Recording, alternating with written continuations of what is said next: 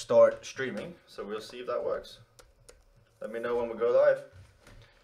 We should be live Oh, now. I just got a notification. My issue now is that I've got two web cameras in the exact same position. One works, one doesn't, and I actually don't know which one it is.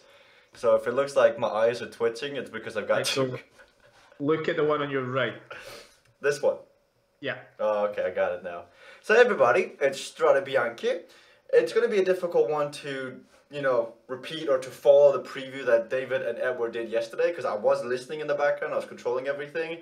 And Edward is so cool, David. Like, is he the best cyclist personality out there, would you say? I don't know. It's hard to have favourites. No, I do. The answer is yes. You failed, David. That was a quiz. Hey, everybody, sorry we're a bit late. It's on me. I've literally just dropped off my jacket, did some tech issues, but we're ready to go. Strade Bianche, David.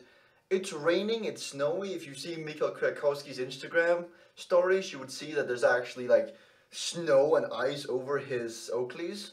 David, how's that going to affect Strade Bianche this year? Well, there was a kind of slight worry that it might be cancelled, but thank God it doesn't seem like that's going to happen. Yeah, a lot of snow this week on the roads of Tuscany, which is fairly unusual for this time of year.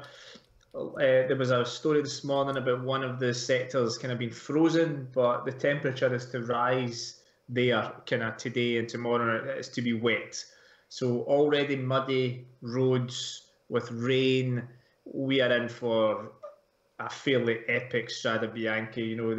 There'll be plenty of photos flying around afterwards with people you won't be able to tell who is who. I'm thinking back to, I think it was a stage of the Giro where they rode on the Strade Bianche roads and Cadell Evans won. That was it was a mud bath of a day, but my goodness, it makes for amazing watching. So yeah, you take a race like Strade, which is say got a difficulty level of about like 95, and throw in a horrible weather and the difficulty is like 195. It's kind of funny because the race is known as the race for the white roads, whereas they're gonna be muddy. There's gonna be white, but it's gonna be so muddy. How, will riders become sick after racing this race? Like, will we see riders pull out last second just to avoid getting sick going into the bigger races? I wouldn't think so. Just close your mouth when you're riding. That has to be the advice of the day. David's saying, toughen up, guys. Come on, you're cyclists, not wussies. You're not footballers. Come on, let's go. Just close your mouth. You'll be fine. Okay, Strade Bianche last year, David. This race has skyrocketed into legend status in the cycling community, and it's only been around for what, 10 years? So it's really cool to see it become this status. Just briefly go through the race and where it's come from and who were some of the past winners of the race. Well, last year was first time it was up to World Tour status, which is like long overdue. I think most cycling fans would quite happily make this the sixth monument, but unfortunately we're quite a wee bit away from that. We have 11 of these white roads in Tuscany, so you imagine it's kind of like it's farmland. You're cutting across farms. They are roads that the tractors use mainly. You don't often see cyclists go across them. They're gravelly. They are horrible if you fall. Climbing on them is very, very challenging. You normally have to try and remain seated or you lose traction. Descending is even worse. Like watching some of the crashes we've had here in the past, watching some of the riders go down in the descents, you have to be such a good bike handler. If you panic, you're on the deck. And if you hit the deck, you probably lose about half of your skin as well. So it's not a kind of race that you really want to end up on the floor. So as I said, they've got 11 sectors throughout the race. In normal races in the history, the kind of action has been towards back end. So normally kind of sectors 8, 9, 10, 11 is where we kind of really see it hotting up. Cancellara's won here twice, Kwiatkowski's won here, Philippe Gilbert's won here, Mario Moser, Van Avermaet hasn't, Sagan hasn't, Stibar has. We've got a couple of we've got a defending champion, we've got a few previous winners, we've got guys like Sagan and Van Avermaet who have been very close but just not quite managed to do it. So we've got kind of really good dynamics for this race. Last year, Lotto Soudal took the roadbook, and they just ripped it up. So they attacked from very, very early, and by the time the TV pictures come on, the front group were gone, and it contained all the big favourites. And then they just attacked each other at every moment until eventually Kwiatkowski snapped the elastic and he got away, which is a real shame because the finish, that beautiful ramp, Il Campo, you want to see the finish, you want to see the win decided there. You know, Kwiatkowski attacked early last year and he cycled up it and it was fine. But you want to see them going at each other on those slopes. Very narrow street. You've got the fans on either side of the road. I'm thinking back a couple of years to when Cancellara absolutely nailed it up the climb. I think it was it Brambilla? I think it was Brambilla. Was it Brambilla he overtook? Well, Brambilla looked like he was gone, and Cancellara just, he stepped on the gas, and that was an amazing finish. So hopefully this year we have a battle on the final slope. Should be good. Just quick, I'll take my moment. Cancellara's actually won this race 3 times, and he's got a sector named after him now. So? Quite rightly. Yeah! Can we just take a second, everybody? Jesper, for the first time in the preview history, 3 years, has been able to correct something. Just, who's got the champagne on ice? I think it's time to pop it, just saying. Just wait for the random generator. Kobayashi segment. God, I think we're just gonna skip that today, guys, because I'm already winning. And you know, logic says stop when you're ahead, right? Such a good race, David. With the weather conditions coming out into play, I've had the pleasure of actually already reading your written preview, and I know you mentioned this as well. When the weather comes out like this, how does that affect the race in terms of team overall quality, and how they affect the chances of their captain winning? Having a strong team is obviously always beneficial, but in a race like this where the cream usually rises to the top because it is such a hard race, it usually doesn't have a massive impact. So if you have like 2 domestiques who are still with you, but they're kind of just a domestique, they're up against Van Avermaet and Stibar and Kwiatkowski and Valverde, it's good to have extra teammates, but for this race it's not always decisive. However, we watched Umloop last weekend and we saw Astana have 3, and if you have that type of numbers but your 3 riders are quality riders, like last week they had Lutsenko and Gatto and Valgren, then they could work over the other riders. There's less of a chance of that happening in this race just because it is so difficult, and if the favourites want to make it really hard, they can blow the race apart kind of like 80k from the finish, and then it's just going to be 1v1. Most teams will just have 1 rider left. At most, I think a team might have 2. See, I just heard Umloop there, and I had to pull out my wallet because it's a bit heavier since last week, so I just had to put that away, guys. Looking at the start list, David, Peter Sagan, he's making a return, or first time in this race, I believe. He's ready to go. Not first time in this race. First time this year, this race. First That's time correct. I can't argue with that amazing statistic. So yeah, Sagan's back. He missed the opening weekend. He was strong in Australia, probably better than most people expected him to be. Took a good stage win. Has been second tier on 2 occasions, and he's just not been able to take the victory. I'm looking at the race, and there is a huge amount of climbing in this race. Now, Sagan is clearly like the best, probably the best has ever been. So he can cope just about. But when we get to the tail end and we have so much climbing, and then we have the final climb up to the finish, I think it's probably a race that's just beyond Peter Sagan. Just beyond, because he will always be up against Kwiatkowski, Stibar, guys who are just better climbers and can cope with I think it's about 3,000 metres of climbing throughout the whole race, so they can cope with that a little bit better. Now, don't get me wrong, Sagan can probably just go out tomorrow and win and make me eat my words. That's what he brings to the race. But I just think it's a tiny little bit too hard for him, and we shall see what his focus is, considering he skipped last weekend. Is he here to win? Or is he here to get some good training in the legs before he goes off to do Tirreno and then Milano-San Remo? Just too difficult for Peter Sagan. Those are words I never thought I would hear in the same sentence, because This is a man who's going to win on Alpe d'Huez 3 years from now, and he's going to have the polka dot jersey as well as palmarès. Looking further around, David, there are some really big names, like big GC names like Romain Bardet, Vincenzo Nibali. They're making their start here. What can these big, quote-unquote, climbers do here at Strade Bianche? Nibali's an interesting one because we know he's a fantastic one-day racer. He's won Lombardia. It's just never worked out for him here. He seems to lack something on these roads. Maybe it's because it comes too early in the season for him, but he always seems to be a little bit below where you would normally expect him to be. For Bahrain, they arrive with Sonny Colbrelli, who for me should be their team leader. Outstanding again at the weekend, performed very, very well in both Umloop and Kurna. He is going fantastically well. What I've said about Sagan is also true with Colbrelli. It's probably just too difficult for Sonny towards the end of the race. Bardet, I think it's his first time here. So, Bardet's a brilliant rider. He won last weekend. He already has good form this season. But coming here and winning on your first ride is very, very difficult, although I think Kwiatkowski did it and possibly Gilbert did as well. Bardet will be in that front group, but to win it on his first ask, I think that's too hard for him.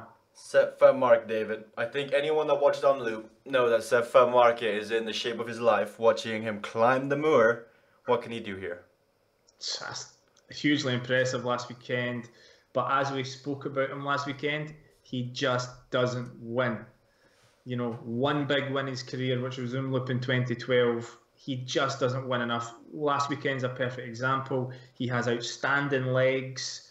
He goes brilliantly on the moor. He makes the front selection in Kurna. What does he have to show for it? Nothing. Well, a podium, third place in Umloop, which is still a good result. But again, lacking the big victory. But I can't stop thinking about what Eddie said yesterday. Do you remember when you asked Eddie, who's the one rider who stands out to you? He mentioned Sepp Vermark. And for Eddie to say that, I mean, it's looking good for Sepp. This kind of conditions, it's going to be like the battle.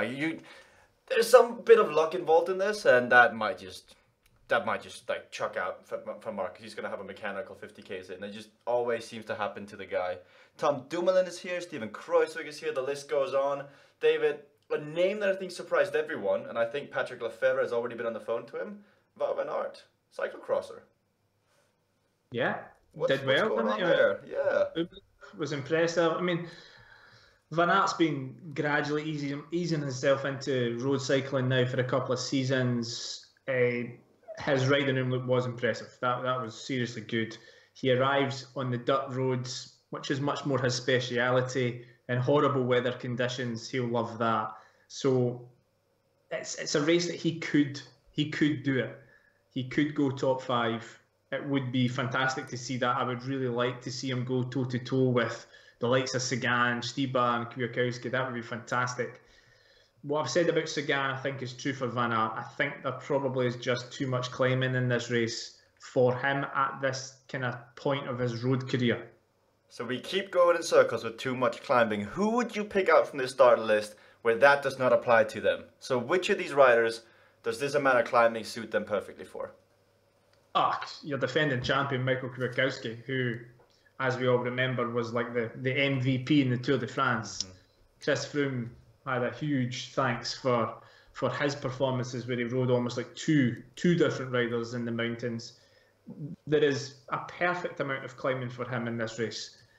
He can cope incredibly well, and then on that final slope up to the finish, he has the kick, he has the explosivity to go away and smash it. He's already started the season in brilliant form. He won in the Algarve, despite the fact thinking that he probably was kind of undercooked for that. He's been out already on the course. Team Sky took the decision to arrive a day earlier than usual, which is really wise. I see some riders scrabbling to reach Tuscany today. They're all stranded.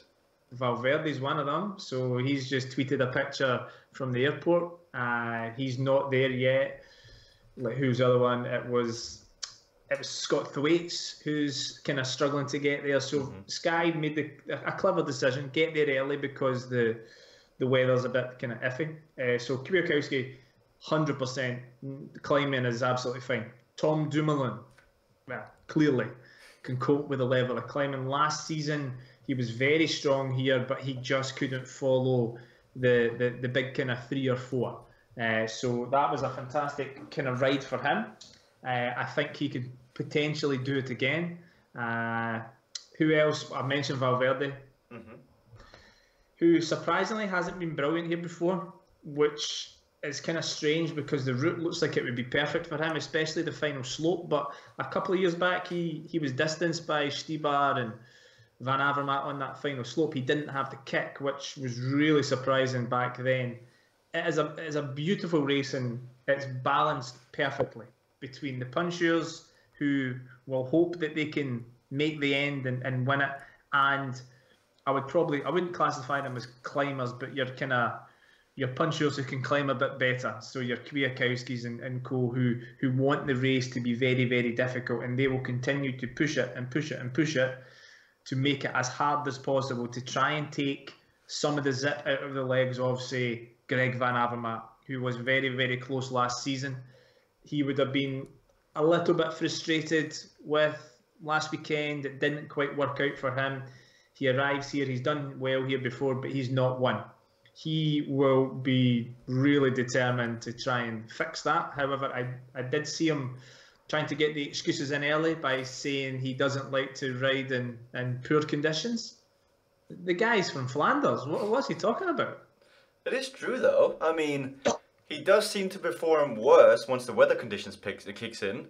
Can you remember one impressive win from Greg in like muddy conditions?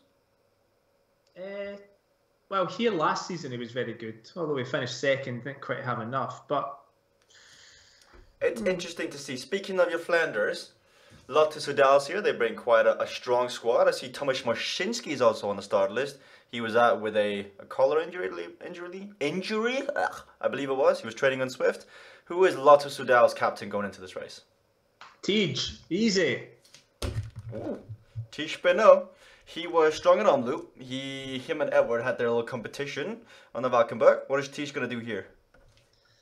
I can't wait. I really can't wait to see what he can do this year. I think he's finished 8th on 2 occasions now. The last 2 seasons he's been 8th both times. Last year he rode for Velens. He did a huge amount of work to kind of blow the peloton apart with Sean Deby, and also then tried to kind of set Wellens up. So to continue on and finish 8th was great. Started the season well in Argentina, just missed out on a win over there, was really strong in Umloop. After Argentina, he headed back to Granada to train at altitude. He loves it. He has now come off that block of altitude training. He is lighter than he has been previously at this time of year. So all signs are looking good for Tej. He goes into this race, undoubted team leader. Lotto will throw everything they have behind him in the hope that he can better that 8th place and look towards the podium or potentially his first pro win. We're still waiting. First pro win. David, I had that thought yesterday during the preview with Edward, is that we've now spoken to these guys. We've now been friends with these guys for almost 3 years. Like, maybe you were a bit longer, but this is 3 years in the makings that we've seen Tej, Edward, Yves Lampard, Ollie, all these guys, and then now, it's gonna sound wrong, but they're all grown ups now. They're literally like, they're captains of the team, and we knew like Edward back when he was Mr. Smuggling Frozen Chickens from Carlton Kirby's comment when he was on Top Sport Flandering. It's really, really cool to see all these friend of the show characters or friends, riders, now become like favorites to winning a race such as Strade Bianche. But it's only fair to mention that Tej doesn't have that first pro win, and when we say it about Seb, you gotta say it about Tej as well. He is lacking that last bit of like. Do you remember we used to have the team I left my head on the team bus or whatever it was called? Yeah. Like, at what point does Sepp and Tej make it onto that bus? Because the win is there, they just need to find the right day and the right strategy. Whew, do you want to do the Kobayashi segment, David? Are you ready for it?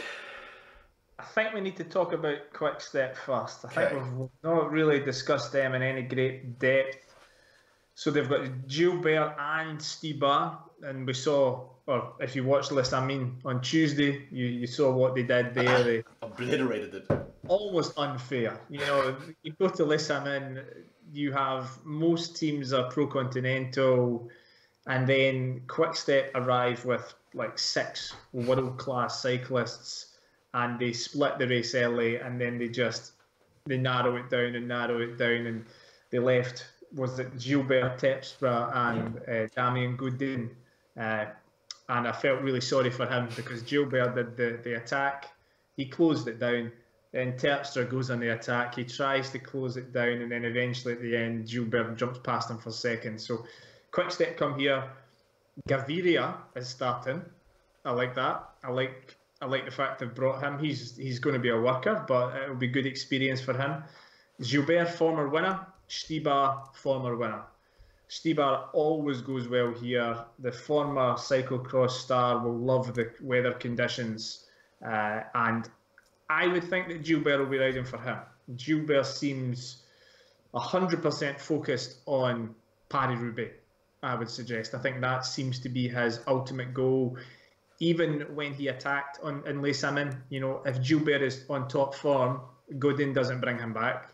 So for me, that kind of is a little indication that he possibly is still lacking a little bit. But Quickstep do have the possibility of having two riders in the front group in the last kind of 15k. And if it's Gilbert and Stibar, then the likelihood is they will win the race. So Stibar will really, really hope that Gilbert manages to stay with that front group for as long as possible. Now, Gilbert did win this a number of years ago when potentially the field wasn't as strong. If I was some of the other riders, like a Van Avermaet or a Sagan, I'd be wanting the pace to be really high, and I would want Gilbert dropped before the last two sectors. But do you reckon that they could drop Gilbert? Like, yes, if his form is not there, but if it is there, could they really drop him? Well, potentially, yes. I think I just don't think the race is perfect for Gilbert. I would think that Stibar is the main man. If you make that pace really, really challenging in those sectors, as I said, it's early in the season, and if his big focus is Roubaix, he's not quite going to be there at the top level yet. So I think it is possible to drop him. Okay, one more before the Kobayashi segment, because I think we need to talk about Alexei Lutsenko. He's been a bit of the wild horse, the joker in this early bit of the season. What can we expect from him and Astana at this race? Astana come back in, ripped team again. Moreno Moser, former winner, already won this season in Italy. Gatto, who made the front selection in Umloop. They've got Lutsenko, won in, a man, took the GC on the Green Mountain. And they also have David Villela, who is a very, very strong climber, who goes well in these Italian kind of classic races. He usually performs well in Lombardia. Lutsenko, I really don't know what to expect from him in this race. He clearly has sensational form just now.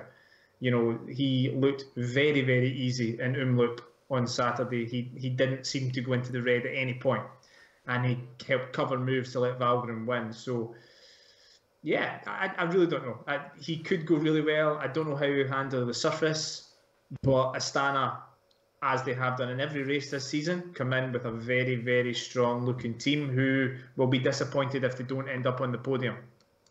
I like it. Now, what everybody's been waiting for, the dreaded Kobayashi segment. I will go first today just to get it out of the way. The machine is going, and we're going with Grega Ball, Bahrain Merida, sprinter. He's been a bit of everywhere. Before he went to Bahrain, he was at like a Pro Conti team, wasn't he? Can't remember what team he was before this. CCC, wasn't it? I think so. He's used to like dominating like Slovenia and Slovakia in these races. He's pretty good, but to be all honest, I think his best days are kind of behind him. Like, I do remember Rob Hatch saying, Grega Ball, onto the attack, or whatever. Has he been at Lampre as well? Or is that Marco Kump I'm thinking of? Anyway. I think he was at Nippo as well. So he's been around, Grega Ball. He's a bit of a sprinter. In this race, he could go in the breakaway, but I don't see it happening. Working for either Nibali or, as David said, Colbrelli.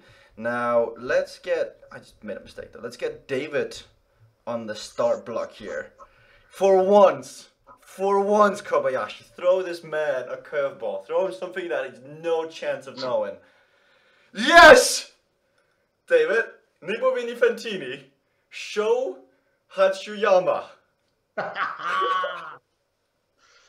Now, you would think that this would be a weak point, wouldn't you? You're sensing an opportunity. Look, Come on, no way!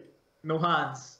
So what I know about Big Show, as we like to call him, he's the Big Show, is that he usually saves his best performances for the Japan Cup, where I do believe he's finished top 20 on 3 occasions.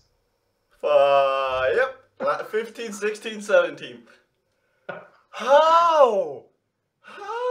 Everybody, this is David Hunter. Even when you throw him something that, honestly, like, wow. Prediction for Strade Bianche, David. Who wins and how?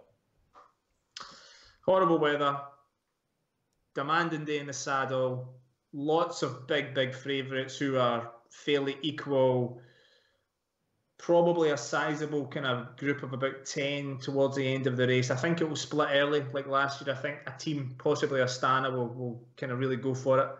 And when all the big leaders are looking at each other and marking each other, a certain young Flemish rider called Tige Benoot will get away and he will take his first pro win in style.